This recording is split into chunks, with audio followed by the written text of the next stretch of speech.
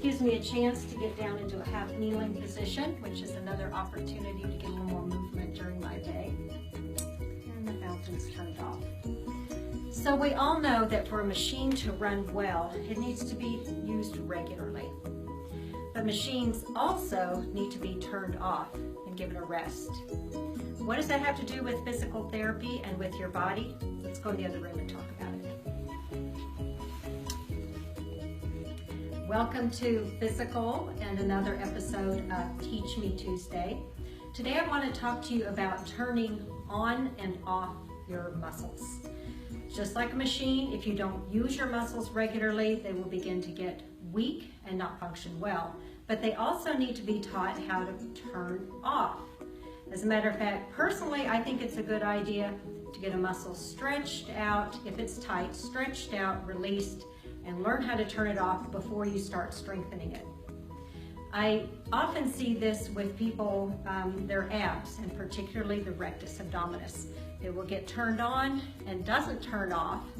And sometimes people are even taught to do that. They're taught to hold in your stomach. And they often will tighten up this muscle here in the front. So let's learn how to turn off your abdominal muscles. In a previous episode, I showed how to do diaphragmatic breathing, and that's a nice one to help your abdominals learn to release. But here are a couple more that I particularly like. This first one I call log pullover.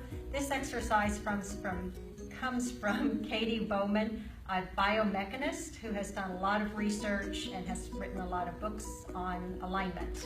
Here we go. You'll need something in your hands. This is very lightweight. This is the half foam roller that we sell here in the office. And you're going to lie down. Now, when I lie down and I have my arms down by my side, my ribs stay nice and flat. If your ribs pop up at this point, you may need to actually bolster your upper body, like get on a little bit of a blanket or something so that your ribs are not popped up like that. But if your ribs can stay down easily when you're in this position, I want you to put your hands by your side, in front of you, elbows straight. And I'm going to lift my arms until I feel my ribs starting to come up. You see what's happening here? Instead of being here, I'm now up here. When I get to the point where I feel them starting to come up, I'm going to use the muscles that pull the ribs back down, and I can feel a lot of abdominal muscles kicking in there and helping hold the ribs down.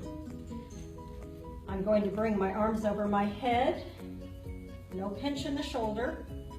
You're not allowed to hurt yourself during our exercises.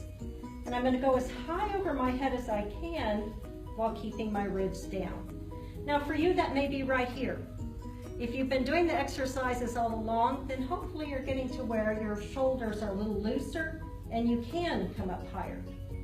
When you reach the ground or the point where you cannot keep your ribs down, then you start to lower your hands. And when you get to the point where you no longer have to have the abs working, relax them. That's the key to this exercise, is paying attention to what your ribs are doing, what your body's doing, and relax the muscles when they don't need to be in use. For the last exercise to release the abdominals, after I've done an abdominal exercise, I like to bend my knees and take my knees, windshield wiper them from side to side.